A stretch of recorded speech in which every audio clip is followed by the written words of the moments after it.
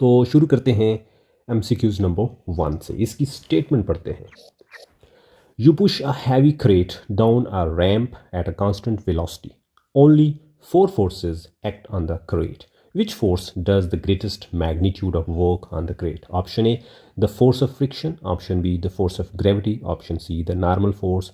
Option D, the force you pushing. अच्छा, अभी एक क्रेट है हमारे पास, एक बॉक्स है, उसको हमने एक ढलवान के ऊपर रखा हुआ है, एक रैंप के ऊपर रखा हुआ है। रैंप जो है वो एक बोर्ड होता है जिसकी एक साइड ऊंची होती है, दूसरी साइड नीचे होती है। अमूमन ये ट्रक के अंदर या गाड़ियों के अंदर चीज़ों को लोड और अनलोड करने के लिए हम यूज़ करते हैं, इस्तेमाल करते हैं। जब उसके ऊपर हम एक क्रेट जो है उसको खींचते हैं, पुश करते हैं, तो उसके ऊपर 4 फोर्सेस लगती हैं। फ्रिक्शन, ग्रेविटी, नॉर्मल फोर्स और जिस फोर्स के साथ हम उसको धकेलते हैं।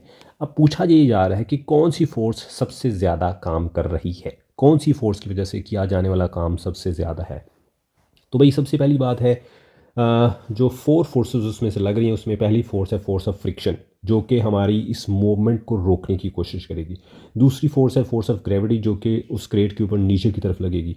जो तीसरी फोर्स है नॉर्मल फोर्स, जो कि उसकी सरफेस, मिसाल के तौर पे ये एक सरफेस है तो उसके ऊपर नॉर्मल फोर्स इस तरफ को लगेगी, ग्रेविटी की फोर्स इस तरफ को लगेगी, फ्रिक्शन की फोर्स इस तरफ को लगेगी, जबकि जिस फोर्स के साथ हम उसको पुश कर रहे हैं वो इस तरफ डाउनवर्ड लगेगी। अब सवाल ये है कि कौन सी फोर्स की वजह से किया जाने वाला जो काम है वो मैक्सिमम होगा।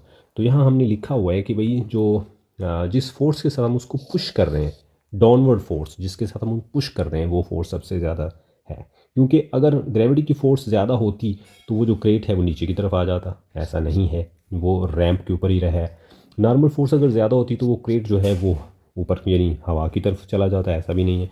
फ्रिक्शनल फोर्स अगर ज़्यादा होती तो वो क्रेट मूव ही ना कर पाता, रुक जाता।